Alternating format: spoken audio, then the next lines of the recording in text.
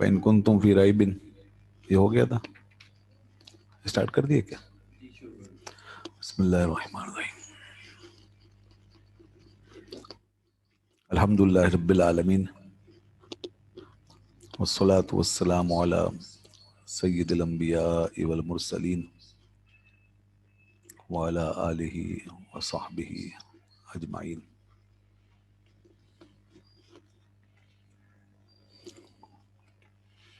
وبشر الذین آمنوا وعملوا الصالحات ان لهم جنات تجری من تحتها الانہار کلما رزقوا منها من ثمرة رزق قالوا هذا الذي رزقنا من قبل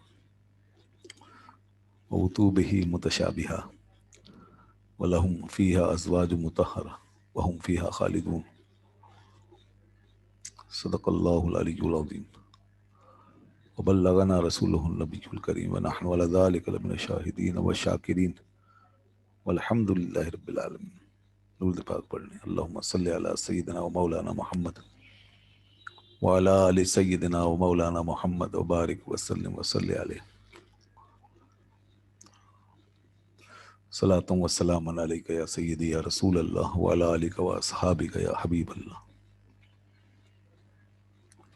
اس کے بعد ارشاد ہے وبشر الذین آمنوا، اور بشارت دیتے ہیں آپ الذین آمنوا وعملوا الصالحات، ان لوگوں کو جو ایمان لائے اور جنہوں نے نیکی کے کام کیے، صالحات کو انجام دیا۔ تو بشارت، بشر جو ہے یہ بشارت کے معنی میں آتا ہے، بشر یبشر، اردو میں ہم اکثر استعمال کرتے ہیں بشارت، عربی میں بشارت بولا جاتا ہے، اردو میں عام طور پہ اسے بشارت کہتے ہیں۔ اسی سے بشیر ہے، اسی سے مبشر ہے، جس کے معنی خوشخبری سنانے والا۔ اور بشر کو بھی بشر اس لیے کہتے ہیں کہ جب انسان خوش ہوتا ہے تو اس کے چہرے کی کھال سے پتہ چلتا ہے کہ وہ خوش ہے۔ تو یہ جو اوپر کی کھال ہے انسان کی، یہ دراصل بشرا کہلاتی ہے، تو اس لیے انسان کو بشر بھی کہا جاتا ہے۔ الذین آمنوا، بشارت کن لوگوں کے لیے ہے؟ فرمایا ایمان والوں کے لیے، اور وعملوا الصالحات، اور جنہوں نے نیک کام کیے۔ تو یہ ہے بشارت کے مستحق لوگ، بشارت ان کے لیے ہے جو ایمان لائیں اور نیکی کا کام کریں۔ اب آج کل تو ہر کوئی چھوٹی چھوٹی باتوں پہ بشارت دیتا ہے۔ اب محفلوں میں اب یہ انداز ہے کہ کسی نے ہاتھ اٹھا لیے تو بشارت دے دی جاتی ہے، کہا جاتا ہے زور سے بولو تو ان کو بشارت دے دی جاتی ہے۔ جو آپ کے موافق کام کرے تو وہ لائق بشارت ہے، اور جو آپ کے کہے پر نہ چلے تو اس کے لیے کوئی بشارت نہیں ہے۔ جبکہ اللہ کی کتاب کیا فرما رہی ہے کہ یہ بشارت ان لوگوں کے لیے ہے جو ایمان لائے اور جنہوں نے نیکی کے کام کیے۔ تو اصل پہ کرنے کا تو یہی ہے کام، خالی محفلوں میں بیٹھ کے ہاتھ اٹھا لینا، زور زور سے نعرے لگا لینا، اور آپ کو خوش کرنے کے لیے سبحان اللہ ماشاء اللہ کر لینے سے، اگر ان باتوں پہ محض بشارت ملنے لگے تو لوگوں کے لیے بڑی آسانی ہو جائے گی اور لوگ بہت سستے چھوٹ جائیں گے۔ تو اس لیے ایمان والے، پہلی چیز ہے ایمان والے، اور پھر اس کے ساتھ عمل کرنے والے لوگ۔ قرآن پاک میں ان دونوں چیزوں کو ہمیشہ ساتھ ساتھ بیان کیا ہے، ایمان اور عمل صالح، تاکہ انسان غافل نہ ہو نا۔ علامہ اقبال نے کہا تھا عمل سے زندگی بنتی ہے جنت بھی جہنم بھی، یہ خاکی اپنی فطرت میں نہ نوری ہے نہ ناری ہے۔ تو یہ عمل دراصل ایمان کو شامل ہے، ایمان خود ایک عمل ہے۔ ایمان کچھ کرنے کا نام ہے نا، یعنی تصدیق کرنے کا نام ایمان ہے، تو یہ خود عمل کا حصہ ہے۔ تو اس لیے عمل سے کوئی چیز خالی نہیں ہے، مگر چونکہ ایمان کی اپنی حقیقت ہے اور وہ ایک بنیاد ہے، تو اس لیے اس کو الگ سے ایک نام دیا گیا ہے اور اس کی تعریف بتائی گئی ہے۔ उसके बाद फरमाया अन्ना लहुम जन्नात, ये बशारत किस चीज़ की है? यह है जन्नात की बशारत, जन्नतों की, कि उनके लिए जन्नतें हैं, बागात हैं। जन्नत वाहिद है और जन्नात जमा है। और जिन्नात जो है ये जिन की जमा होती है, और जन्नात ये जन्नतुन की जमा है। तो जन्नातिन तजरी मिन तहतिहल अनहार, यानी ऐसे बागात के बह रही हैं जिनके नीचे नहरें। ये है वो इनाम कि जो मोमिनों को मिलेगा। बागात होंगे, नहरें होंगी, फल होंगे, तरह तरह की नेमतें होंगी। जन्नत दरअसल जीम नून और नून का जो मादा है, ये नोट कर लें, इसको लिख लें। जीम नून और नून यानी डबल नून, ये मादा जहाँ भी इस्तेमाल होता है ना, तो इसकी बुनियादी माना है किस चीज़ के छुप जाने के, ढक जाने के। कवर्ड चीज़ होती है ना जो छुपी हुई, तो उसके लिए आमतौर पे आता है। जहाँ भी जिन अल्फाज में भी ये मादा आएगा, वहाँ एक कवर्ड चीज़ पाई जाएगी, छुपी हुई चीज़। जैसे जिन, जिन को जिन कहते हैं, तो यहाँ भी जिन यानी जीम नून नून, ये दो नून इसमें भी है। तो देखें आपके जिन वो होता है जो छुपा हुआ है। और इसी तरह जनान कहते हैं दिल को, तो ये भी छुपा हुआ है। और इसी तरीके से आप देखें जुन्नतुन कहते हैं ढाल को, तो ढाल वो आगे जो लगा करके लड़ा जाता है तो उसके पीछे आदमी छुप जाता है। इसी तरीके जुनून कहते हैं जिसको सब जानते हैं, जुनून, ये भी दिमाग के अंदर कहीं घुस जाता है, छुपी हुई चीज़ है। इसी तरीके से जनीन कहते हैं, जनीन उस बच्चे को कहते हैं जो अभी हमल की मुद्दतों से गुजर रहा है और दुनिया में नहीं आया, तो वो भी छुपा हुआ है। तो ये मादा देखें, इसकी एक पूरी साइंस है। और अरबी ज़ुबान जो है वो अपनी एक साइंस पर चलती है, उसकी अपनी एक साइंस है और उसकी अपनी एक हिस्ट्री होती है। हर लफ्ज़ की एक हिस्ट्री होती है अरबी में, और साइंटिफिकली वो आगे बढ़ता है लफ्ज़ पर अपनी बुनियाद पर। और एक माना वो जो शुरू से उसके अंदर डाला जाता है उसके मादे में, रूट वर्ड का जो माना होता है, वो आगे तक उसके तमाम मुश्तक्कात तक उसका अक्स, उसका परतव नजर आता है। कभी कभी डाइवर्जन हो जाता है, वरना अक्सर इसी तरह होता है। तजरी मिन तहतिहा, ये हमने तर्जमा बता दिया कि बहती हैं जिसके नीचे नहरें। कुल्लमा रुज़िक़ू, फरमाया जब जब रिस्क दिया जाता है उनको, या जब जब रिस्क दिया जाएगा उनको, मिनहा, उन जन्नतों से, उन बागात से। वो बागात सिर्फ देखने के और घूमने फिरने के नहीं होंगे, बल्कि वहां से रिस्क भी मिलेगा। जो वहां लटके होंगे मेवे और खोशे, और वो सब कुरान ने बताया, बाज फलों के नाम कुरान में आए हैं। अंगूरों के खोशे होंगे, अनार होंगे, और जनाब जिस तरह तरह की नेमतें वहाँ होंगी, तो वो उनसे रिस्क भी मिलेगा। मिन समरा, फरमाया फलों से, रिस्का, बतौर रिस्क के। तो ये रिस्क और ये नेमत वहाँ मुयसर आएगी, इसमें मज़ा ही मज़ा होगा। याद रखें कि फल जो होते हैं वो, उसमें मज़े का पहलू होता है ज़्यादा, टेस्ट का पहलू ज़्यादा होता है। उसमें पेट भरने का मामला नहीं होता, खुराक नहीं होते फल। तो जन्नत में से फलों का ही जिक्र आता है, बाकी रोटी और सालन का जिक्र नहीं आता। और पेट भरने वाली चीज़ का जिक्र नहीं किया जाता, जैसे गंदुम है वगैरह। तो बात यह है कि वहाँ पर चूंकि भूख नहीं होगी, इसलिए वह गंदुम वगैरह की ज़रूरत नहीं है। और वहाँ सिर्फ मज़ा होगा, टेस्ट होगा, तो इसलिए फल जो हैं वो दिए जाएंगे। ये खुश्क मेवे भी होंगे और तर जो फल होते हैं ये भी होंगे। बाकी जो पेट भरने की चीज़ें होती हैं उसकी ज़रूरत नहीं है वहाँ पर। इसलिए कुरान पाक में फलों का जिक्र है और हदीस में भी फलों का ही जिक्र है। तो इनके अंदर ایک ٹیسٹ ہے، مزہ ہے، وہ مزہ انسان کو حاصل ہوگا جب وہ پھلوں کو کھائیں گے. قالوا ھذا الذی رزقنا من قبل، تو وہ کہیں گے یہ تو وہی ہے کہ ہمیں رزق دیا گیا ہے، جو ہمیں رزق دیا گیا ہے اس سے پہلے، یعنی یہ تو بالکل وہی ہے جیسے ہمیں پہلے دیا گیا. تو اور آگے فرمایا وَأُتُوا بِهِ مُتَشَابِهًا، اور وہ دیے جائیں گے بالکل ملتے جلتے، اس سے ملتے جلتے، متشابہ. تو یہ کیا معاملہ ہے کہ وہ کہیں گے کہ یہ تو وہی ہے جو ہمیں پہلے دیا گیا. پہلے دیا گیا یعنی من قبلو، اس کا کیا مطلب ہے؟ اس کا مطلب ہے جو دنیا میں رزق دیا گیا، جو پھل ہیں دنیا میں، اسی کی طرح ملتے جلتے ہوں گے وہ پھل. یعنی شیپ یہی ہوگا، شکل صورت ایسی ہی ہوگی. سیب جو ہوگا سیب ہی کی شکل میں ہوگا، اور انگور انگور ہی کی شکل میں ہوگا، اور کیلا کیلے ہی کی شکل میں ہوگا.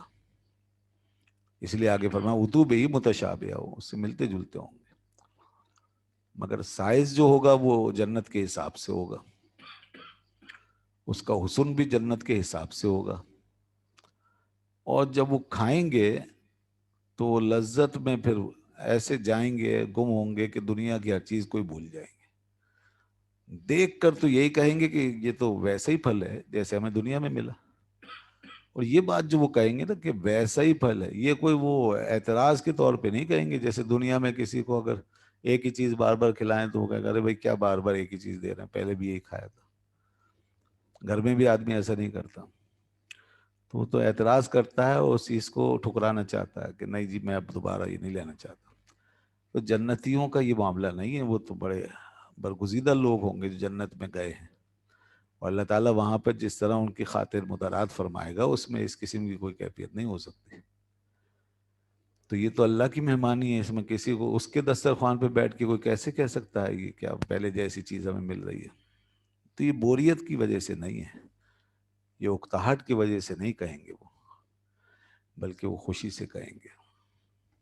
خوش ہوں گے وہ کہ یہ وہ پھل ہے جو دنیا میں جس کی طرف ہم لپکتے تھے، تو ہمیں ویسا ہی پھل یہاں پہ یہ دیا جا رہا ہے. تو اس کی طرف مائل ہو کر وہ یہ بات کہیں گے، نہ کہ اس سے متنفر ہو کر، نہ اکتا کر.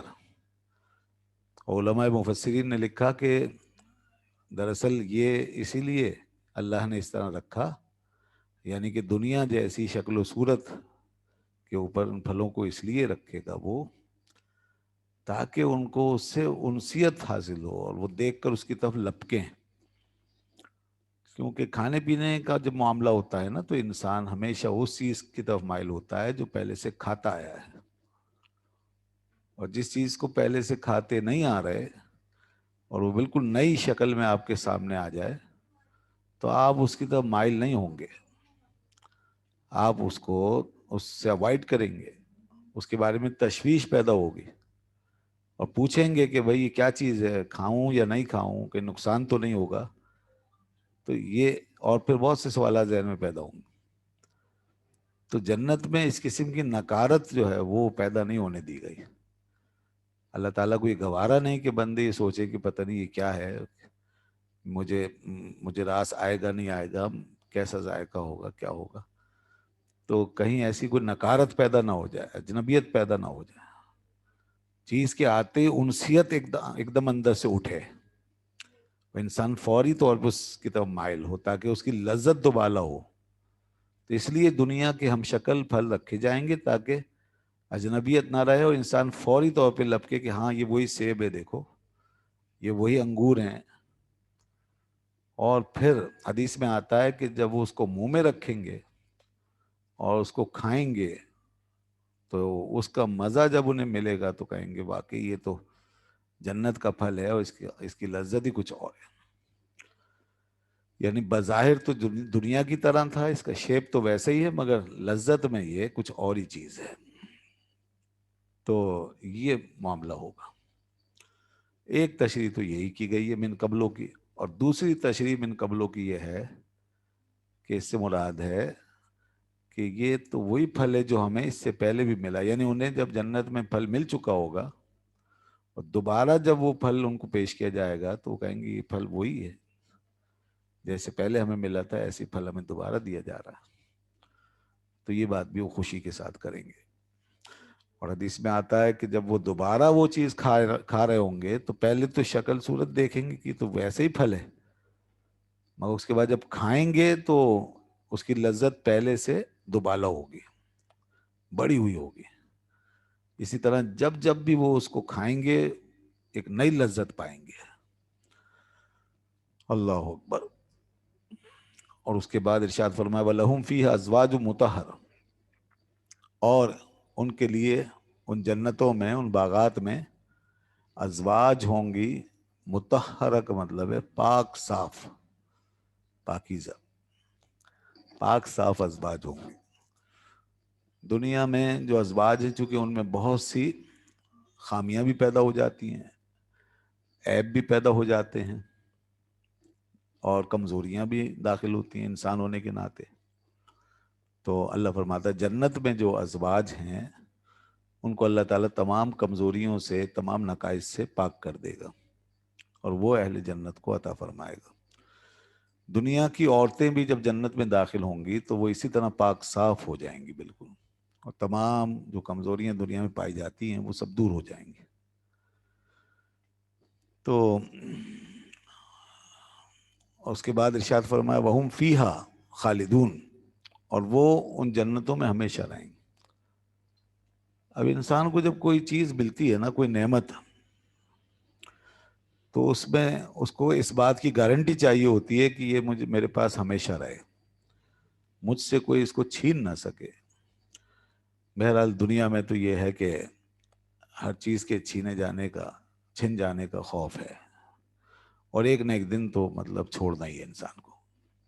کم ترکو من جناتیوں و عیونیوں و زروع و مقام کریم، اللہ فرماتا ہے کتنے ہی ہیں، دیکھو کیسے کیسے لوگ دنیا سے جاتے ہیں، جنات یعنی باغات کو چھوڑتے ہیں، یہاں پہ چھوڑنا پڑتا ہے، اور چشمے پانی کے بہتے ہوئے چھوڑنے پڑتے ہیں، اور کھیت کھلیان جو ہیں وہ جن کو بڑے شوق سے لگاتے ہیں سب چھوڑنے پڑتے ہیں۔ تو دنیا میں کی جو جنتیں ہیں وہ تو انسان کو چھوڑ کے جانی پڑتی ہیں، تو خیال آتا ہے ذہن میں کہ آخرت کی جو جنتیں ہوں گی تو کیا کہیں وہ بھی چھوٹ تو نہیں جائیں گی، اور کہیں وہاں بھی کوئی ایسی موت تو نہیں کہ جو ہمیں وہاں سے بھی بے دخل کر دے اور علیحدہ کر دے۔ اللہ تعالیٰ فرماتا ہے وَهُمْ فِيهَا خَالِدُونَ، میرے بندو اس کی فکر نہ کرو، جب تم ان جنتوں میں جاؤ گے تو ان میں ہمیشہ رہو گے، نہ تم نکلو گے نہ نکالے جاؤ گے، ہمیشہ رہو گے۔ خالد کا مطلب ہے ہمیشہ رہنے والا، یہ لفظ اکثر استعمال ہوتا ہے نا ناموں میں، خالد اور خالدہ، تو ہمیشہ رہنے والا اور ہمیشہ رہنے والی۔ اور مخلد، مخلد دال کے ساتھ، جس کو ہمیشہ رکھا گیا ہو، ہمیشگی دے دی گئی ہو، اس کو کہتے ہیں مخلد۔ کہیں آتا ہے خالدین فیہا ابدا، وہ اس میں ہمیشہ رہیں گے، اور یہاں فرمایا وہم فیہا خالدون، اور وہ ان جنتوں میں ہمیشہ رہیں گے۔ اور اسی سے لفظ خلد ہے، جنت الخلد، جنت کا ایک نام ہے جنت الخلد، تو اس کا مطلب بھی ہمیشہ۔ اردو میں بھی استعمال کرتے ہیں خلد میں پہنچا رضا پھر تجھ کو کیا، تو یہ جنت مراد ہے، یعنی جنت میں پہنچا رضا پھر تجھ کو کیا۔ یہ تو ہوا جنت کی نعمتوں کا بیان۔ اب اس کے بعد آگے بڑھیے، آگے اللہ پاک نے ارشاد فرمایا ان اللہ لا یستحیی ان یضرب مثلا ما بعوضہ فما فوقہا۔ اب ایک اور مضمون شروع ہو رہا ہے۔ قرآن پاک کے مضامین اس طرح آتے جاتے ہیں سامنے جیسے کوئی سین بدلتا ہے نا، اور انسان کو پھر ایک اور چیز دکھائی جاتی ہے، پھر سین نظارہ بدلتا ہے، پھر ایک اور چیز، اس طرح مختلف پیرائے آتے رہتے ہیں، اور کوئی نہ کوئی واضح یا چھپا ہوا تعلق پچھلے مضمون کے ساتھ بھی ہوا کرتا ہے، جس کو ہم ربط کہتے ہیں، ربط آیات۔ تو بہرحال ہم اس تفصیل میں تو نہیں جا رہے، ورنہ تو بہت سی چیزیں پھر اور ہوں گی بات کرنے کے لیے۔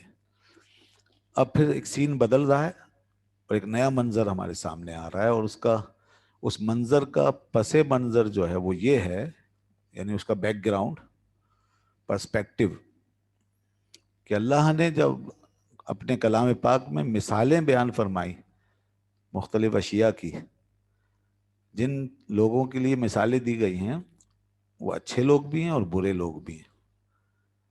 اچھے لوگوں کی مثالوں کا اصول یہ ہے کہ اچھی چیزوں کے ساتھ ان کی مثال دی جاتی ہے، اور برے لوگ جو ہیں جیسے کفار و مشرکین اور نافرمان و بد کردار، تو ان کی مثال ظاہر ہے بری چیزوں کے ساتھ دی جائے گی، جیسے کافروں کے لیے مثالیں ہیں، اور اسی طریقے سے ان کے بتوں کے لیے، اور انہوں نے اپنے بتوں کے ساتھ جو تعلق و رشتہ جوڑا ہے اس کی حقیقت بتانے کے لیے اللہ نے مکھی کی مثال دی ہے، بتوں کی بے بسی اور ان کی ناتوانی بتانے کے لیے مکھی کی مثال دی ہے کہ وہ مکھی اگر ان کے سامنے سے کچھ لے کے اڑ جائے تو لا یستن کے دو ہو، وہ اس سے چھین بھی نہیں سکتے۔ اور اسی طریقے سے یہ جو بھروسہ کر کے بیٹھے ہیں ان جھوٹے بتوں پر، بے جان چیزوں پر، پتھروں پر، تو یہ ایسے ہی ہے جیسے مثل العنکبوت، جیسے کوئی مکڑی اس کا جالا تو کتنا کمزور ہوتا ہے اس کا یہ سہارا، ایک معمولی سا ہوا کا جھونکا اس کو ترم برم کر کے رکھ دیتا ہے۔ تو اسی طریقے سے یہ کفار اپنے ان جھوٹے خداؤں پر ایسا ہی اعتماد کر کے بیٹھے ہیں، تو وغیرہ وغیرہ اس طرح کی مثالیں دی گئی۔ اب جب یہ مثالیں دی گئیں تو کفار کو اعتراض ہوا، کافروں کو اعتراض ہوا، اور انہوں نے کہا کہ یہ کیا بات ہے کہ قرآن میں اتنی معمولی چیزوں کی مثالیں دی جاتی ہیں، اور اللہ تعالیٰ اس بات سے حیا نہیں فرماتا کہ ایسی معمولی معمولی چیزوں کی مثالیں دے؟ یعنی وہ یہ کہنا چاہ رہے ہیں یہ بات تو باعث شرم ہے، یہ بات تو افسوسناک ہے کہ اتنی بڑی ذات اور اتنی چھوٹی سی مثال بیان فرمائے۔ تو یہ بے وقوف لوگ نہیں سمجھتے تھے مثال کا مقصد کیا ہے، اسی طرح لفظوں کے پیچھے پڑ جاتے تھے، اور اسی طرح وہ راستوں میں کھو جاتے تھے، آگے کیا منزل اور کیا مقصد ہے اس کو نہیں سمجھ پاتے تھے۔ اب یہ اعتراض اٹھایا تو اللہ نے اس کا جواب خود دیا، دیکھیے کتنا شاندار جواب ہے، فرمایا ان اللہ لا یستحیی، بے شک اللہ تبارک و تعالی حیا نہیں فرماتا، ان یضرب مثلا، اس بات سے کہ بیان فرمائے کوئی مثال۔ یہ ضربہ یضربو کا لفظ جو ہے جب اس کے بعد مسئلہ آ جائے تو اس کا مطلب ہے مثال بیان کرنا، مثال دینا، اور اسی طرح اس کا مابعد یا صلہ وغیرہ جیسے جیسے بدلتا رہتا ہے تو اس کے معنی جو ہے مختلف آتے رہتے ہیں۔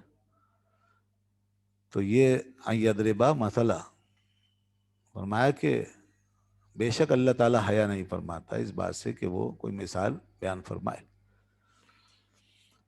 ما بعودہ، کسی مچھر کی، فما فوقہ، بس اس سے بھی اوپر کسی چیز کی، کیوں اللہ تعالیٰ اس سے حیا فرمائے، یعنی ترک کیوں کرے؟ یہاں پر حیا کا جو لفظ آیا ہے اس کا مطلب ہے ترک کرنا۔ اللہ تعالیٰ کے لیے جب اس طرح کے الفاظ آتے ہیں تو اس سے اس کے نتائج مراد ہوتے ہیں، غایات مراد ہوتی ہیں۔ حیا جو ہمارے ساتھ ہے، حیا کی کیفیت، وہ اللہ تعالیٰ کے لیے محال ہے، اس معنی میں اللہ تعالیٰ کے یہاں حیا کا کوئی مفہوم نہیں۔ ہاں، حیا کا نتیجہ یہ ہوتا ہے کہ ترک کر دیتا ہے، ایک چیز کو چھوڑ دیتا ہے حیا کی وجہ سے، تو یہاں وہی مراد ہے، یعنی بے شک اللہ تعالیٰ ترک نہیں فرماتا، اللہ تعالیٰ نہیں چھوڑتا۔ اور حیا کا لفظ اس لیے استعمال فرمایا کہ ان کافروں نے یہی بات کہی تھی کہ اللہ حیا نہیں کرتا اس بات سے، اس لیے مشاکلت کے تحت یہ لفظ لایا گیا۔ تو فرمایا کہ نہیں، اللہ تعالیٰ نہیں اس کو ترک کرے گا، کسی مچھر کی مثال دینی ہو، اس سے زیادہ آگے کسی چیز کی مثال دینی ہو، بالکل دے سکتا ہے وہ۔ کیوں اس میں اللہ تعالیٰ اس کو ترک کیوں نہیں فرمائے گا، اور اس میں کون سی ایسی غلط بات ہے؟ اس لیے کہ اللہ نے یہ مثال جن لوگوں کے لیے دی ہے ان کے لائق یہی مثال ہو سکتی ہے۔ تو پھر کیوں ترک فرمائے گا؟ اور کیوں پھر اس مثال کو دینے سے وہ حیا فرمائے؟ تو ان کے لائق یہی مثال ہے. اور اگر وہ اچھے لوگ ہوتے تو ان کے لیے اچھی مثال ہوتی. جیسا کہ ہم جانتے ہیں اچھے لوگوں کی اچھی مثالیں موجود ہیں، قرآن پاک میں بھی موجود ہیں، اور ہماری زندگیوں میں بھی ایسی بہت سی چیزیں پائی جاتی ہیں. تو اس لیے یہ اب حقیر لوگ ہیں نا، کفار و مشرکین کا معاملہ حقارت والا ہے. تو ان کے لیے حقیر سی چیز مچھر کی مثال ہے، مکڑی کی مثال ہے، مکھی کی مثال ہے. تو یہ اس طور پر ہے.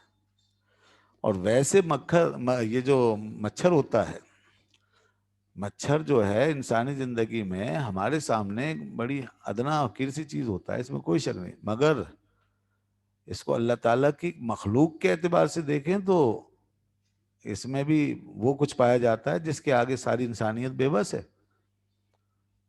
اب اس کے حقیر ہونے کا یہ مطلب بھی نہیں ہے کہ اس میں کوئی نشانی ہی نہیں ہے ایسی، اور اس میں کوئی قابل غور چیز ہی نہیں ہے.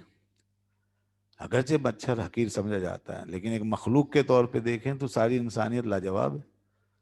یعنی ساری انسانیت کو اگر یہ کہا جائے، چیلنج کیا جائے کہ مچھر کی طرح کوئی چیز بنا دیں، نہیں بنا سکتے. مچھر تو بہت دور کی بات ہے. مچھر کے پر کی برابر، مچھر کے پر کے جیسی ایک چیز بنا دیں، نہیں بنا سکتے. اب یہ ذرا سا ایک نقطے کے برابر مچھر، اور اس کے برابر اس کے جیسی انسان کوئی مخلوق نہیں بنا سکتا. تو اس کا مطلب ہے کہ اس اعتبار سے وہ بھی ایک اہم چیز ہے.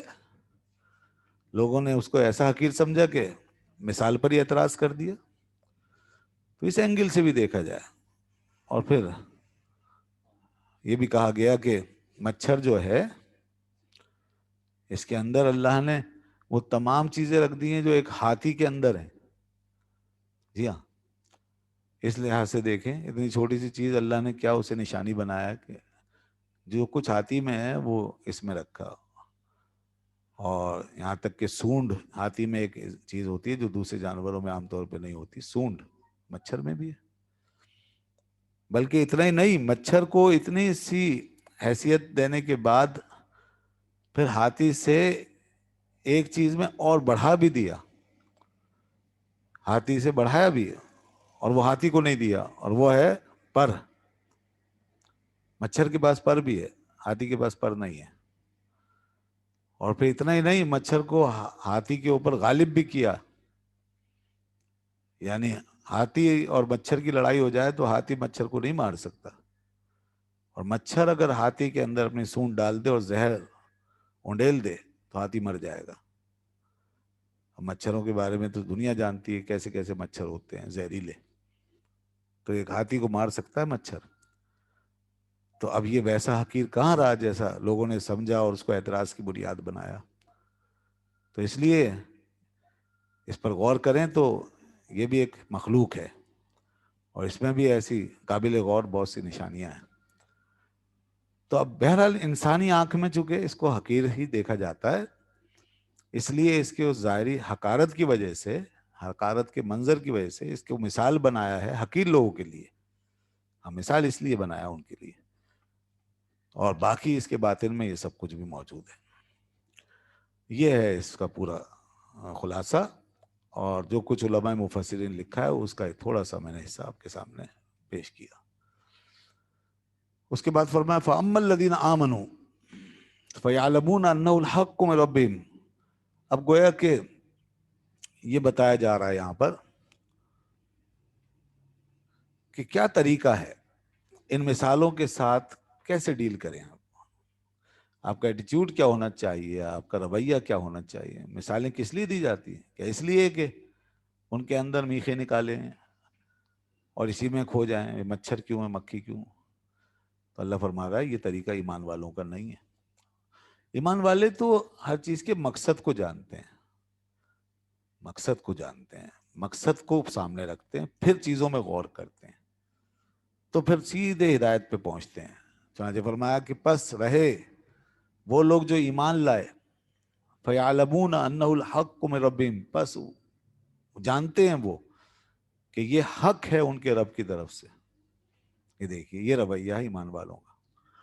ایمان والے یہ جان لیتے ہیں کہ یہ ان کے رب کی طرف سے آیا ہے اور یہ حق ہے، اور اس کا ضرور کوئی نہ کوئی مقصد ہے، اس مقصد کو پاتے ہیں اپنے ایمان کی روشنی میں، اعتراف کی روشنی میں، مائل بحق ہونے کی وجہ سے اور مائل بمنزل ہونے کی وجہ سے وہ راستوں میں اٹک کے نہیں رہ جاتے، خواہ مخواہ کی کجباسیاں نہیں کرتے، وہ ایروگینٹ نہیں بنتے، وہ متکبر نہیں ہوتے، وہ اڑتے نہیں ہیں، وہ سرنڈر کرتے ہیں، ماننا چاہتے ہیں، سمجھنا چاہتے ہیں۔ جیسے ہمارے یہاں دو قسم کے طالب علم، دو قسم کے اسٹوڈنٹ ہوتے ہیں۔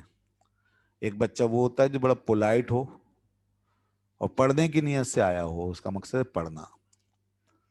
جب اس کا مقصد پڑھنا ہے، اس کی منزل تعلیم ہے، تو پھر وہ استاد کی ہر بات کو سمجھتا ہے، مانتا ہے، اور اسی طریقے سے اس کو علم آتا ہے۔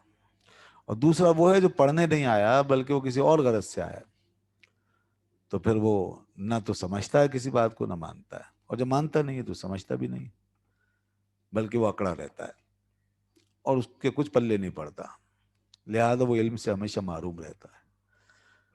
تو ایمان والے جو ہوتے ہیں وہ ایک لائق اسٹوڈنٹ کی طرح ہوتے ہیں، ایک قدردان اسٹوڈنٹ، سعادت مند۔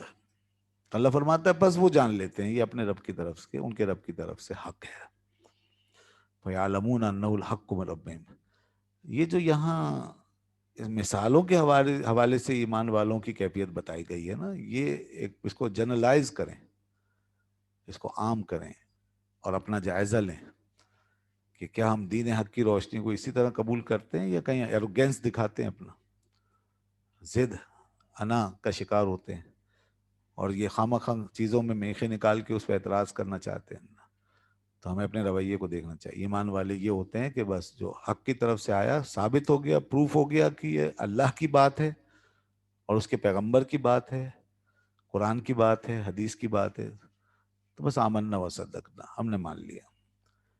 اب باقی سمجھنا جو ہے وہ چلتا رہے گا، آگے اس کو دیکھتے رہیں گے، پڑھتے رہیں گے، سمجھتے رہیں گے۔ اور اس کے بعد کافروں کا رویہ بتایا، وَأَمَّا الَّذِينَ كَفَرُوا، اور رہے وہ لوگ کہ جنہوں نے کفر کیا، فَيَقُولُونَ مَاذَا أَرَادَ اللَّهُ بِهَذَا مَثَلًا، تو ان کا وہی مسئلہ ہے کہ ہر بات میں کیا، کیوں اور کیسے، یہ کیوں اور وہ کیوں۔ تو وہ کہتے ہیں مَاذَا أَرَادَ اللَّهُ بِهَذَا مَثَلًا، کیا ارادہ کیا ہے اللہ نے اس مثال سے، اللہ نے یہ مثال دے کے کیا ارادہ فرمایا، اس کی کیا مراد ہے، کیا مقصد ہے۔ یہ دراصل اعتراض ہے ان کا، وہ بس اسی میں الجھے رہتے ہیں، بھائی کیا مقصد ہے اس کا، کیوں ہے۔ جیسے بعض لوگ نہیں ضدی کہتے ہیں نماز کیوں، روزہ کیوں، کیوں پڑھے نماز، کیوں رکھیں روزہ۔ اللہ اکبر، یہ انسان کی سب سے بڑی کم بختی، یہاں کی ایمان کا نقصان ہوتا ہے۔ پھر یہ کافروں کا انداز ہے، جب ایمان لے آئے ایک دفعہ اور مان لیا کہ وہ ہے، اس کا وجود حق ہے، تو اب کیوں، وہ تو ختم ہو گیا، اب تو بس ماننا ہے کہ ہاں جو ہمارے رب نے دیا ہے ہمیں قبول ہے، خواہ ہماری عقلوں نے سمجھا ہو یا نہ سمجھا ہو۔ اللہ اکبر۔ اس لیے علامہ اقبال کہتے ہیں کہ گزر جا عقل سے آگے کے نور، چراغ راہ ہے منزل نہیں۔ گزر جا عقل سے آگے کے یہ نور، چراغ راہ ہے منزل نہیں۔ اور کہیں فرمایا عقل گو آستاں سے دور نہیں، اس کی منزل میں حضور نہیں، اس کی منزل میں حضور نہیں۔ تو جناب یہ سمجھنے والی باتیں ہیں، یہ رویے ہیں ایمان والوں کے رویے اور کفار کے رویے۔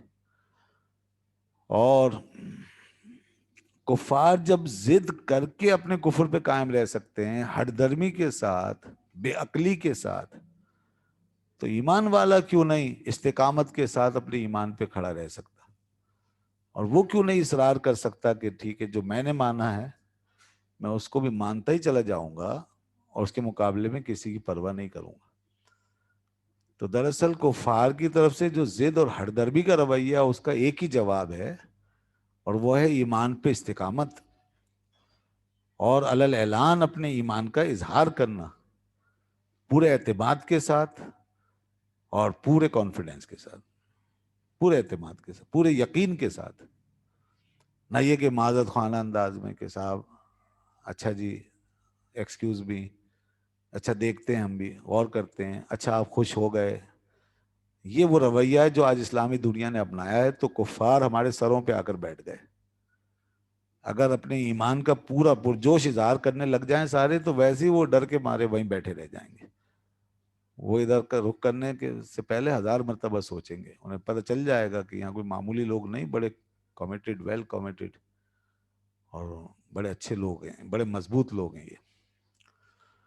تو بہرحال ہماری کمزوریاں تو ہیں. تو فرمایا یہ کفار ہیں جو کہتے ہیں کہ اللہ نے اس سے کیا مراد لی ہے. اللہ فرماتا اچھا ان کا یہ انداز ہے تو پھر دیکھو اب قرآن سے انہیں کیسے فائدہ ہوگا. فرمایا یضل بہ کثیرا، گمراہ کر دیتا ہے اس کے ذریعے سے بہت سوں کو. چونکہ پیچھے کفار کا ذکر آیا تھا تو کنٹینیوسلی گمراہی کا ذکر اس کے ساتھ کیا. پہلے گمراہی کا ذکر کیا، فرمایا یضل بہ کثیرا، گمراہ کر دیتا ہے وہ، یہ کر دے گا اس کے ذریعے سے، یعنی اس کتاب کے اور اس کی مثالوں کے ذریعے سے ایسے بہت سے لوگوں کو. پھر فرمایا بھائی یہدی بہ کثیرا، اور ہدایت دیتا ہے اور دے گا اس کے ذریعے سے بہت سے لوگوں کو. تو دیکھیے دونوں باتیں آ گئیں، دو رویے پیچھے آئے اور دو پھر اس کے نتیجے. پہلا رویہ جس میں ایمان والوں کا ذکر تھا کہ بس انہوں نے ایک ہی بات کرنی ہے کہ ہم نے مان لیا، تو اللہ فرماتا انہیں تو ہدایت ملے گی اور ہدایت ملے گی. اور دوسرا رویہ جو اسی اس میں لگے رہے کہ بھائی یہ کیوں اور وہ کیوں، تو فرمایا بس یہ گمراہ ہونے کے لیے تیار ہیں اب. تو اب ان کے سامنے جو چیز بھی آئے گی اس سے ان کی گمراہی ہی بڑھے گی، اور یہی ہو رہا ہے. یہاں سے ایک بات پتہ چل گئی کہ قرآن کو کھولنے سے پہلے آدمی اپنا جائزہ لے لے، دین کی بات کرنے سے پہلے اپنا جائزہ لے لے کہ کس رویے اور کس نظریے سے وہ قرآن کے سامنے آیا ہے. تابعدار ہو کے آیا ہے، ماننے والا بن کے آیا ہے، سرنڈر کر کے آیا ہے، جھک کر آیا ہے، تو یہ تو ایمان والا رویہ ہے. انشاءاللہ اسے ہدایت ملے گی. اور اگر سر اٹھا کے آیا ہے اور پہلے سے کچھ دماغ میں بسا کر لایا ہے تو پھر اسے ہدایت نہیں ملے گی. اللہ تعالیٰ ارشاد فرماتا ہے وَنُنَزِّلُ مِنَ الْقُرْآنِ مَا هُوَ شِفَاءٌ وَرَحْمَةٌ لِّلْمُؤْمِنِينَ وَلَا يَزِيدُ الظَّالِمِينَ إِلَّا خَسَارًا. یہاں فرمایا ظالموں کے لیے خسارہ بڑھاتا ہے وہ قرآن میں. مومنوں کے لیے تو قرآن شفا ہے اور رحمت ہے، مگر ظالموں کے لیے خسارہ ہے اور نقصان ہے. تو یہ سمجھ لینا چاہیے. اور ہر کوئی جو قرآن کی بات کر رہا ہے نا اور قرآن کھول کے بیٹھا ہوا ہے تو ضروری نہیں ہے کہ وہ صحیح بات بھی کر رہا ہو. ہاں، اور کسی کو بھی چڑھ زبانی پہ اگر عبور ہے تو ضروری نہیں ہے کہ جو کچھ وہ کہہ رہا ہے وہ صحیح صحیح کہہ رہا ہے. اور کسی کا بھی اگر حافظہ بہت اچھا ہے، دماغ بہت تیز ہے اور جو کچھ سنا رہا ہے وہ تو ضروری نہیں ہے کہ یہ سب کچھ جو کچھ بتا رہا ہے یہ دین ہی کی بات بتا رہا ہے. بہت لوگ ہیں دنیا میں جو قرآن کھول کے اور حدیث کھول کے گمراہ بھی کر رہے ہیں. اس لیے ہمیں اس بات کو سمجھنا ہوگا. مگر فرق کیسے کریں گے کہ یہ آدمی ہمیں گمراہ کر رہا ہے یا ہمیں صحیح راستہ دکھا رہا ہے.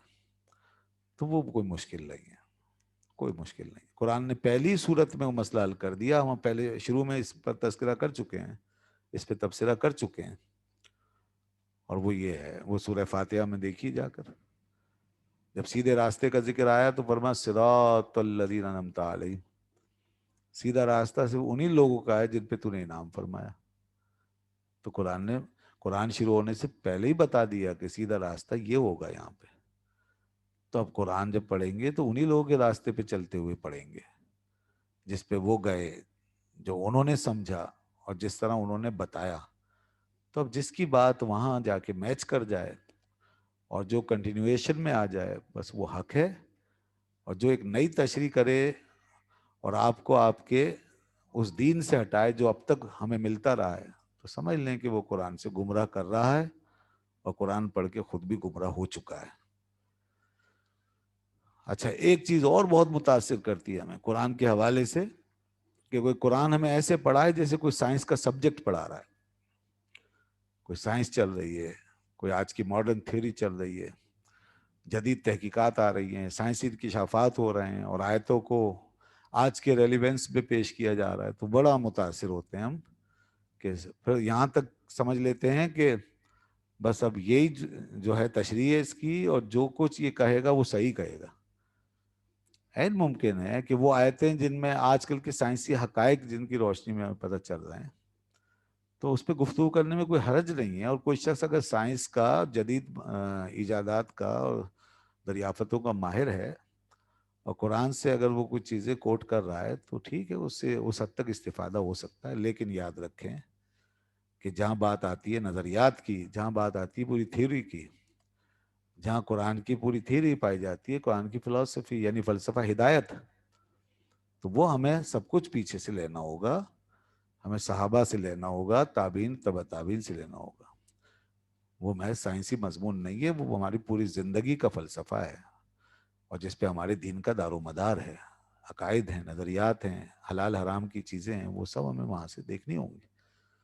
ایک شخص صرف سائنسی آیات کی تشریح کر کے پورے قرآن کا ماہر نہیں ہو سکتا، اس کا فرق سمجھنا چاہیے۔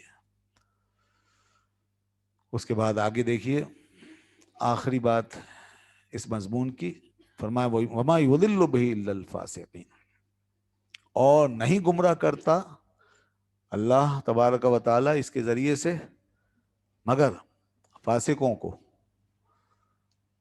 یہ بتا دیا کہ اب گمراہ کون ہوتے ہیں، فاسق۔ وہاں فرمایا تھا ظالم، میں نے جو دوسری آیت کوٹ کی اس میں ظالمین آیا، تو ایک ہی بات ہے، ظالم ہوں گے، فاسق ہوں گے، اور منافق ہوں گے، اور دلوں کے ٹیڑے ہوں گے۔ کہیں فرمایا فَأَمَّا الَّذِينَ فِي قُلُوبِهِمْ زَيْغٌ، وہ لوگ جن کے دلوں میں کجی ہوتی ہے، ٹیڑھ، ایسے لوگ ہوں گے، اور مغرور ہوں گے، متکبر ہوں گے، قرآن کے آگے سر اٹھانے والے ہوں گے، بے وقوف ہوں گے۔ فرمایا إِلَّا مَنْ صَفِيَ نَفْسَهُ، بے وقوف ہوں گے۔ سَيَقُولُ السُّفَهَاءُ مِنَ النَّاسِ، ایسے لوگ ہوں، قرآن گمراہ کرتا ہے ان کو، قرآن ایسے لوگوں کو گمراہ کر دیتا ہے۔ وَمَا يُضِلُّ بِهِ إِلَّا الْفَاسِقِينَ، اور وہ نہیں گمراہ کرتا اس کے ذریعے مگر فاسقوں کو۔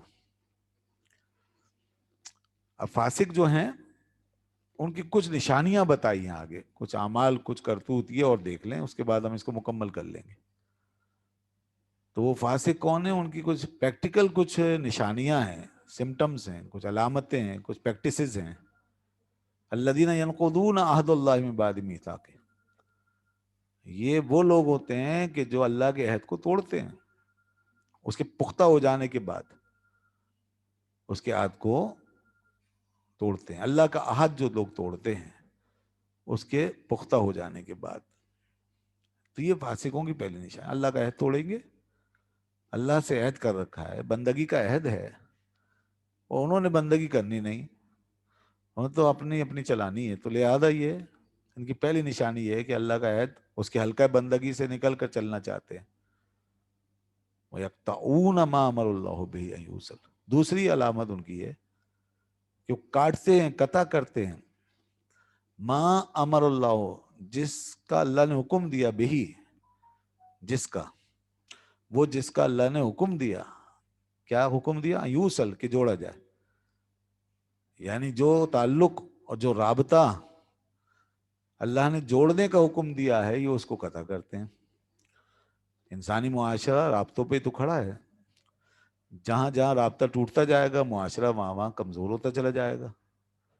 رابطے کے علاوہ کوئی چیز نہیں۔ جنگل کے معاشرے میں انسان کے معاشرے میں ایک ہی فرق ہے، جنگل کے معاشرے میں رابطہ نہیں ہوتا، انسان کے معاشرے میں رابطہ ہوتا ہے۔ یہ رابطہ کبھی رشتہ داری کی صورت میں ہوتا ہے، یہ رابطہ کبھی دوستی کی صورت میں ہوتا ہے، یہ رابطہ کسی کانٹریکٹ کی صورت میں ہوتا ہے، عہد، وعدہ، معاہدے، اور یہ رابطہ کبھی انسانی ہمدردی اور انسانی محبتوں کی بنیاد پہ ہوتا ہے، انسانی جذبات کی بنیاد پہ ہوتا ہے، انسانی نفسیات کی سطح پہ ہوتا ہے۔ یہ ساری لیولز ہیں، اس کے مختلف اسٹیپس ہیں، معاشرہ انہی چیزوں سے تو جڑا ہوا ہے۔ اب یہ لوگ جو ہیں یہ توڑتے ہیں، تو ان کے توڑنے کا مطلب بھی یہی ہے، ہر سطح پہ ذہنی رابطوں کو توڑیں گے۔ مثال کے طور پر آپ کے اسلاف سے ایک رابطہ ہے، اور اس کو تو جوڑ کے رکھنا بہت ضروری ہے، آپ کا آپ کے بزرگوں سے ایک رابطہ ہے، نبیوں سے رابطہ ہے، صدیقین کے ساتھ ایک رابطہ ہے، ذہنی رابطہ ہے، عقیدے کا رابطہ ہے، ایمان کا رابطہ ہے. اب سب سے زیادہ خطرناک آدمی وہ ہے جو اس رابطے کو توڑے اور ایک شخص کو اپنے اسلاف کا باغی بنائے، سرکشی سکھائے، اور اس کو یہ کہے کہ یہ سب لوگ غلط تھے، اور بدظن کر دے اس کو اپنے بزرگوں سے. یہ بھی اس میں آتا ہے. اسی طریقے سے جہاں محبتیں ہیں، یعنی وہ محبتیں جن کا اللہ نے حکم دیا ہے اور جس کا اس کے محبوب نے حکم دیا ہے، ان محبتوں کو نفرتوں میں بدلنے والا کام یہ ہے رابطہ منقطع کرنا، تعلق کو توڑنا. یہ فاسق لوگوں کا کام ہے. اللہ فرما رہا ہے یہ فاسق لوگ جو ہوتے ہیں، فسادی، یہ وہ لوگ کرتے ہیں. اور ایک اہم ترین چیز، میں موٹی موٹی باتیں کر رہا ہوں، رشتہ داری کے تعلق کو توڑنا. یہ کام تو خیر سے ہم خود ہی انجام دے دیتے ہیں گھر میں بیٹھ کر. اس کے لیے تو کوئی باہر سے کسی شیطان کو آنے کی ضرورت ہی نہیں ہے، اور شیطان کی ایک آدھ ہدایت ہی کافی ہے. بلکہ ہمارا نفس، ہماری اپنی بے حیائی، بے شرمی، بے مروتی، یہی کافی ہے. اب یہ بے حیائی اور بے شرمی تو ہے کہ اولاد اپنے ماں باپ کو اہمیت نہ دے، بچیاں اپنے ماں باپ کو اہمیت نہ دیں. اور یہ بے مروتی تو ہے کہ ایک دوسرے کا لحاظ نہ کریں. اور یہ احسان فراموشی تو ہے کہ ایک دوسرے کے احسانات کو انسان بھول جائے. تو یہ ہمارے اندر کی چیزیں ہوتی ہیں. کہیں انسان میں انا بہت ہوتی ہے، کہیں ناک کا مسئلہ بن جاتا ہے، چھوٹی چھوٹی باتوں پہ لڑنا جھگڑنا.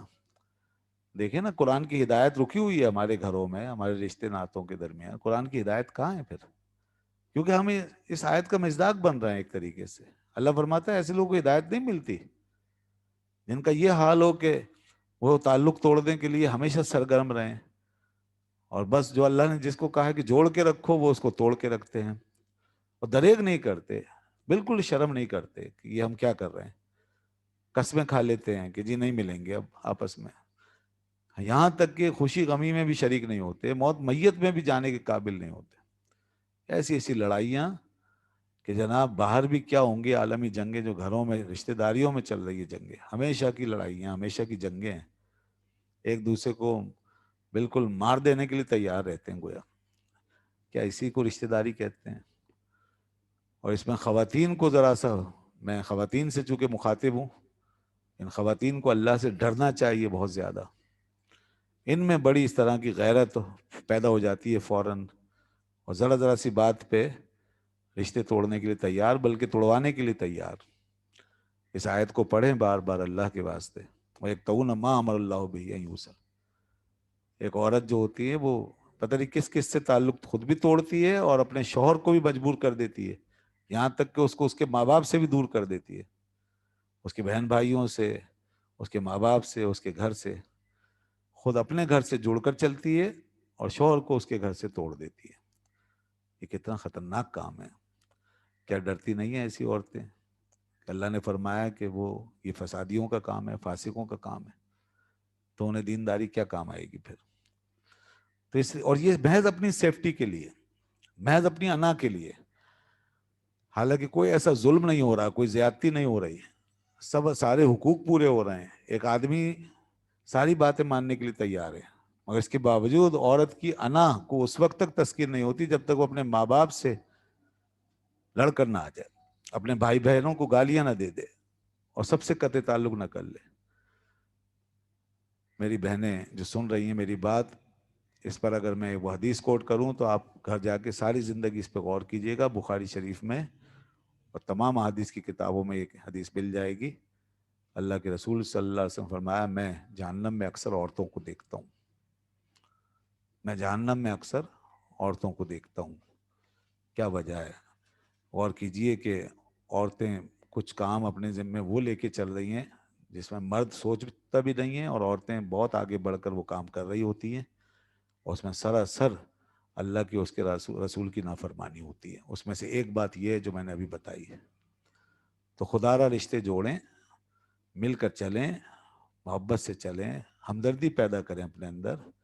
جھوٹی انا، غیرت، حسد، یہ سب چیزیں نکالیں. اس میں حسد بھی بہت ہوتا ہے، بس کسی سے جیلسی ہے، اب اس کی شکل نہیں دیکھنی، اس سے خود بھی دور رہنا ہے اور اپنے शौहर को भी रोकना है और सबको रोकना है, चाहे उससे रिश्ता टूटे या कुछ भी। ये खतरनाक बात है। हदीस में आता है कि तुम सिला रहमी करो, रहम के रिश्तों को जोड़ो, तो रहमान और रहीम तुम पे खुद मेहरबान होगा। ये बहुत अहम चीज है, रहम के रिश्तों को जोड़ना। तो ना खुद अपना रिश्ता तोड़े और ना शौहर को या किसी को मजबूर करें औरत, और ना आदमी को चाहिए कि वो इस तरह रिश्ते तोड़ के बैठ जाए जरा जरा सी बातों पे। तो इसलिए आज हमारा खानदानी निज़ाम जो तबाह हो रहा है उसकी वजह यही है कि हम लोग हम मुसलमान कुरान की तालीमात से दूर हो गए। और जब ऐसा होगा तो अल्लाह की रहमत नाजिल नहीं होगी, वह बलाएं आएंगी, वबाएं आएंगी। और आज ये अहद करें मेरी ये बात सुनने वाले तमाम लोग कि जहाँ जहाँ हमने ये नाजायज़ काम किया है और ये झूठी गैरतें दिखाई हैं, खामखा रिश्ते तोड़ते हैं, खामखा लड़ते हैं, तो आज से हम इससे तौबा करें और उन रिश्तों को जो टूट गए उन्हें जोड़ लें। मेरे कहने से नहीं, ये आपके रब का हुक्म है, ये अल्लाह जल्ला जलालहू का फरमान है, ये कुरान हकीम फरमा रहा है, वयक्तऊन मा अमरल्लाहु बिही अन युसल। और अल्लाह के महबूब सल्लल्लाहु अलैहि वसल्लम फरमाया अपने हिसाब से, सिल बन का ताक, तू उससे जोड़ जो तुझसे काटे। देखे वहां तो फरमाया जो काटे उससे भी जोड़ो। और वो कितना बदबख्त है मर्द या औरत कि जो खामा खा काट के रख दे रिश्ते को अपनी तरफ से, वन साइडेडली काट के रख दे, वो कितना बदबख्त है। युफ्सिदून फिल अर्द, और आखिरी बात फरमाई, और ये वो लोग हैं फासिक जिन्हें हिदायत नहीं मिलती, ये वो लोग हैं जो फसाद फैलाते हैं जमीन में,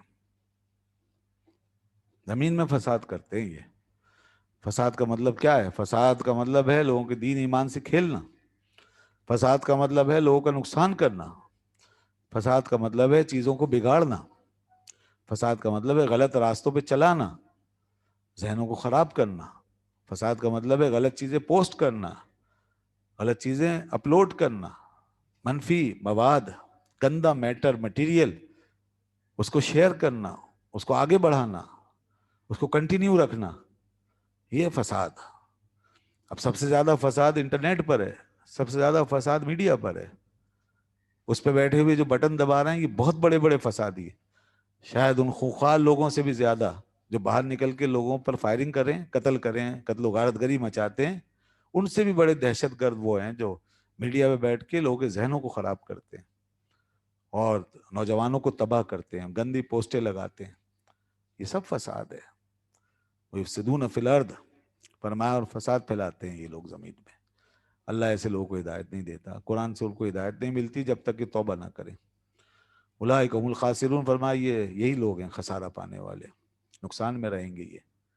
दुनिया में चाहे जितना माल पैसा कमा ले, आखिरत का नुकसान है, अखलाकियात का नुकसान है, रूहानियात का नुकसान है, और कल्ब व नज़र का नुकसान है, जहनी इत्मीनान और सेटिस्फेक्शन का नुकसान है। बहुत सारे नुकसान हैं। सबसे बड़ा नुकसान कब्र का, हशर का। अल्लाह ताला हमें हिदायत अता फरमाए, जो कुछ सुना इस पर अमल की तौफीक अता फरमाए। आगे एक और नया मजमून शुरू हो रहा है, बहुत अहम है, तो इंशाअल्लाह अगले दर्स में उस पर गुफ्तगू करेंगे। फिर वाखिर दावाना अल्हम्दुलिल्लाह रब्बिल आलमीन।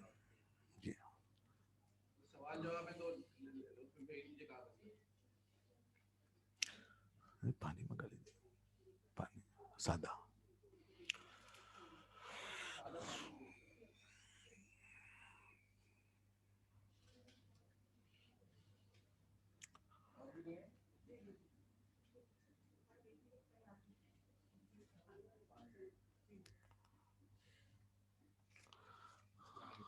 जी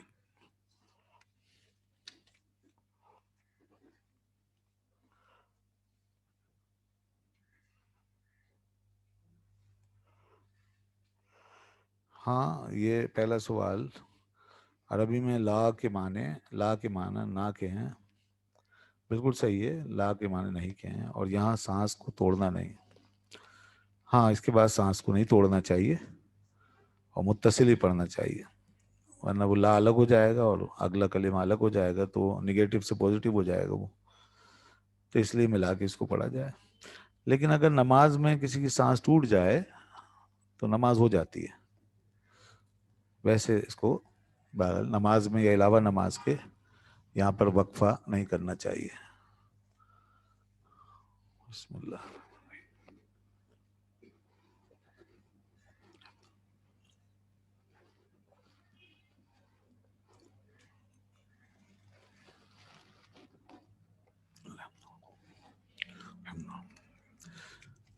اب یہ آیت کے بارے میں پوچھا ہے آگے، یضل بہ کثیرا ویہدی بہ کثیرا، یہ آیت کے اندر لا آیا ہے، تو یہاں معنی کیسے چینج ہوں گے یہ سمجھا دیں۔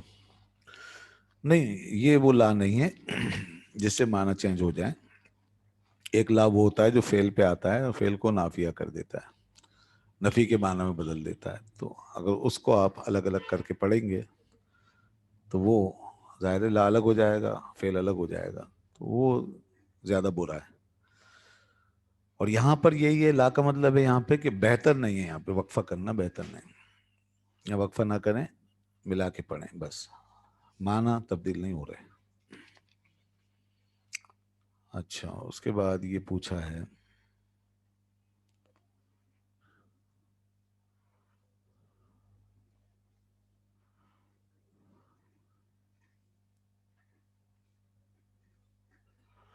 اچھا نام نہ لکھا کریں نا آپ، یہ نام لکھ دیا آپ نے، مسئلہ پوچھا ہے بھائی ایک درس اولاد کے حقوق والدین، حقوق والدین پر، اولاد کے حقوق والدین پر، اس پر دیجئے گا۔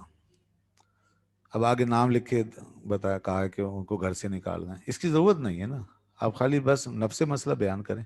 ٹھیک ہے انشاءاللہ آج کچھ باتیں آئی ہیں صلہ رحمی کے حوالے سے، تو اولاد کے حقوق بھی ہم بتا دیں گے، بالکل ضروری ہے، ماں باپ کو بھی تو چاہیے کہ اولاد کے حقوق ادا کریں، قیامت کے دن جواب دینا ہے اس کا۔ اور یہ اصل میں اسی کا تو ریئیکشن آتا ہے، جب اولاد کے حقوق ادا نہیں کرتے، یعنی ان کو صحیح تعلیم و تربیت نہیں دیتے، تو پھر اولاد بھی ایسی نکلتی ہے، ماں باپ کا ہی قصور ہے اس میں زیادہ۔ کیا قرآن پاک میں لفظ بیوی کے لیے 3 لفظ استعمال ہوا؟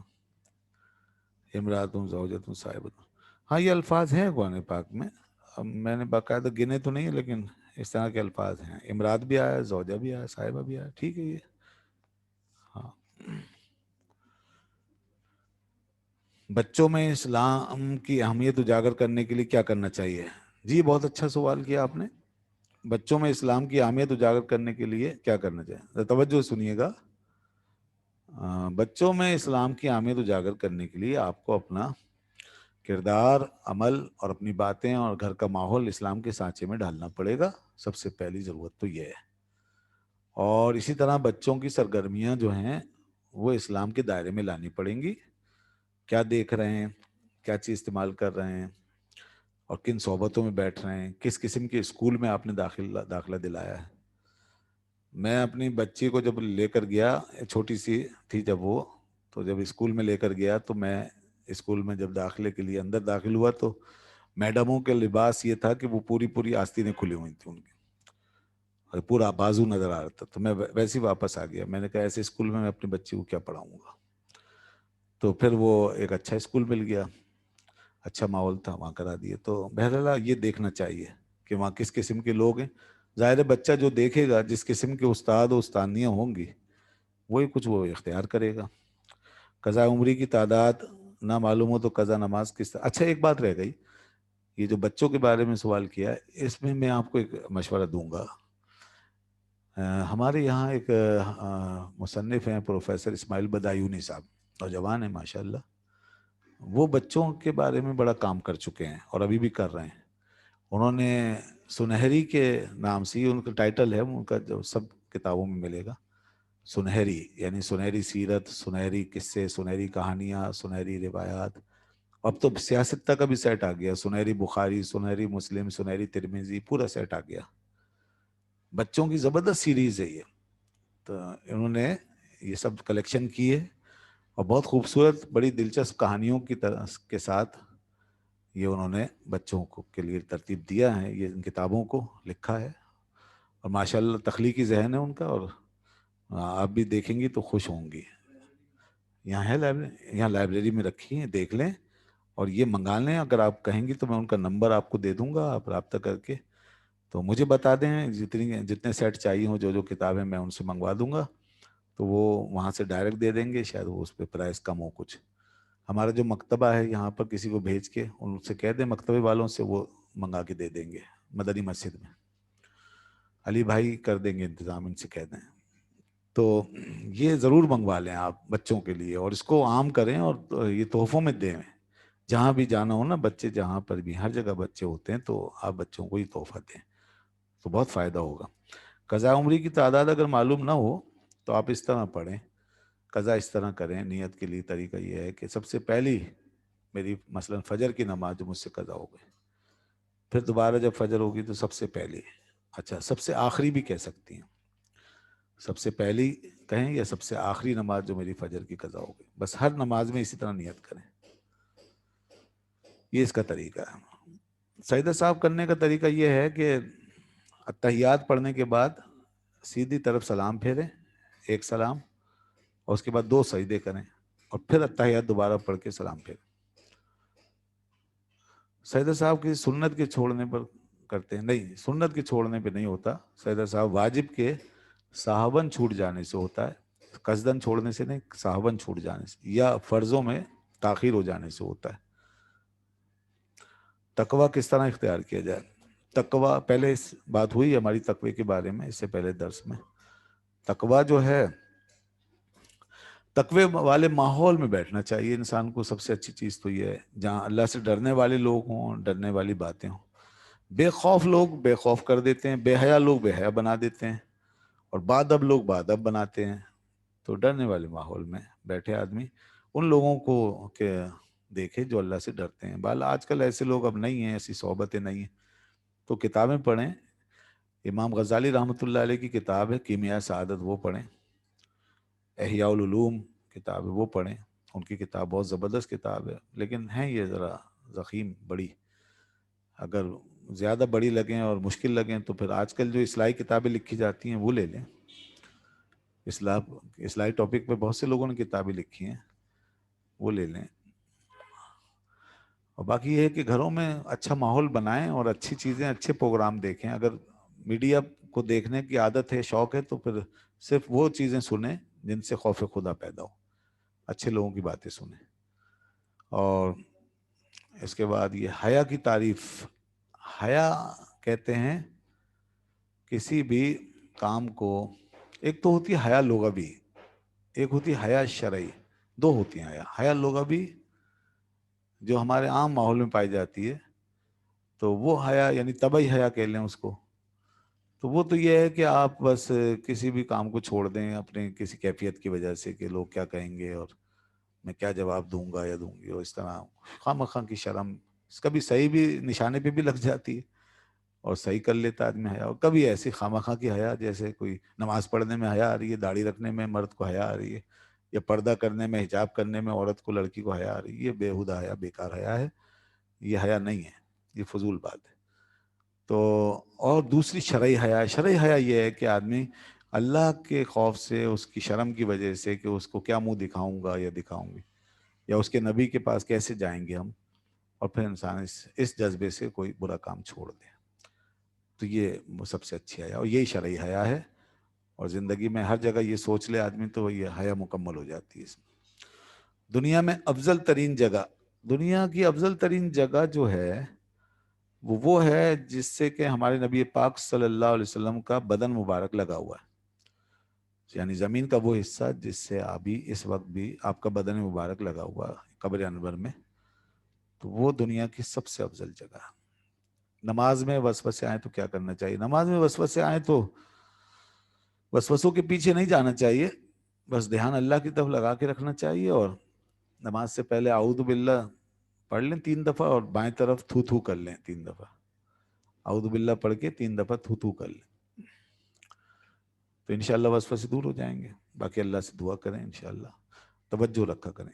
کورونا سے بچاؤ کے لیے کیا کرنا چاہیے؟ کورونا سے بچاؤ کے لیے کوئی وظیفہ یا آیت؟ وظیفہ تو وہ پڑھ لیں، بسم اللہ الذی لا یضر مع اسمہ شیء فی الارض ولا فی السماء وهو السمیع العلیم. یہ روزانہ صبح 3 دفعہ پڑھ لیا کریں جب اٹھیں، اور شام کو مغرب کے بعد، یعنی سورج غروب ہونے کے بعد جیسے رات شروع ہو تو 3 دفعہ پڑھ لیں، اور صبح پڑھ لیں جب فجر میں اٹھیں. بسم اللہ الذی لا یضر مع اسمہ شیء فی الارض ولا فی السماء وهو السمیع العلیم. یہ چاہیں تو کہیں سے بھی دیکھ کر یاد کر لیں. اور بھی دعائیں ہیں جو بھی لوگ بتاتے پڑھاتے ہیں، وہ پڑھ لیا کریں.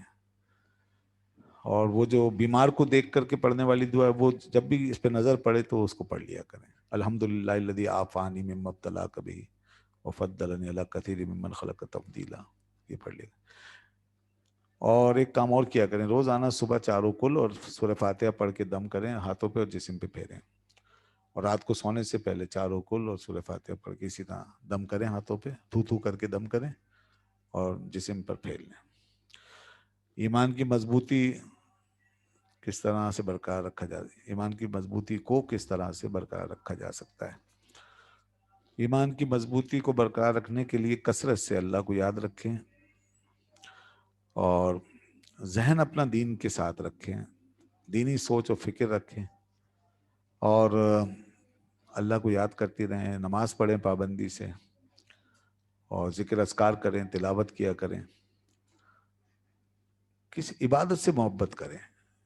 ایمان مضبوط جب ہوگا جب آپ عبادت سے محبت کریں گے۔ مثال کے طور پر آپ کو ذکر فکر سے محبت ہے، مثال کے طور پر تلاوت سے محبت کریں، مثال کے طور پر آپ نماز سے محبت کریں۔ سب سے اچھی چیز نماز ہے، نماز پڑھ لیں صبح شام، مطلب فرضوں کے علاوہ بھی نماز سے محبت کریں، اور جب بھی کوئی مسئلہ مشکل پیش آئے نماز میں کھڑی ہو جائیں۔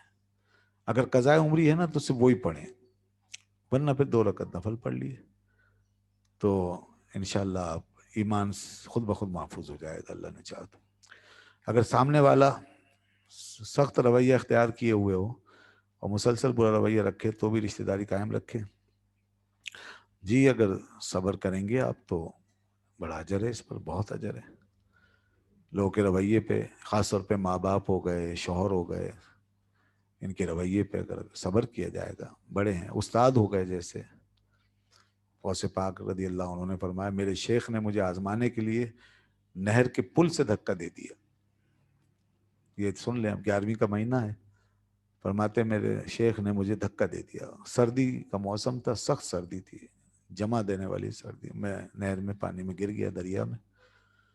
بڑی مشکل سے میں نے اپنا وہ جبہ بچایا جو میرے ہاتھ میں تھا، ایک کپڑا، کہ میں اس کو بعد میں پہن لوں گا، وہ ہاتھ اوپر رکھا اور سردی میں ٹھٹرتا رہا، پھر جان بچا کر نکلا وہاں سے بڑی مشکل سے، اور پھر کپڑے بدل کے مسجد پہنچ گیا، مگر بڑے باادب رہے۔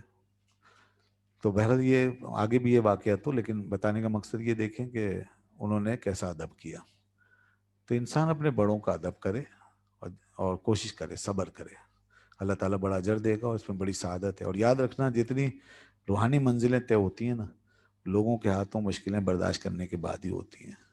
اللہ تعالیٰ تو کسی کو نہیں ستاتا، وہ تو بڑا رحیم و کریم ہے، اس کی طرف سے آزمائشیں آتی ہیں، اس میں بھی صبر کرنا چاہیے۔ زیادہ تر ہمیں لوگ تکلیف دیتے ہیں، اور جب لوگ تکلیف دیتے ہیں تو اللہ تعالیٰ اپنے بندوں کو جلدی جلدی اپنے قریب کرتا ہے، صبر کرنے والوں کو، اس لیے فرماتا ہے ان اللہ مع الصابرین۔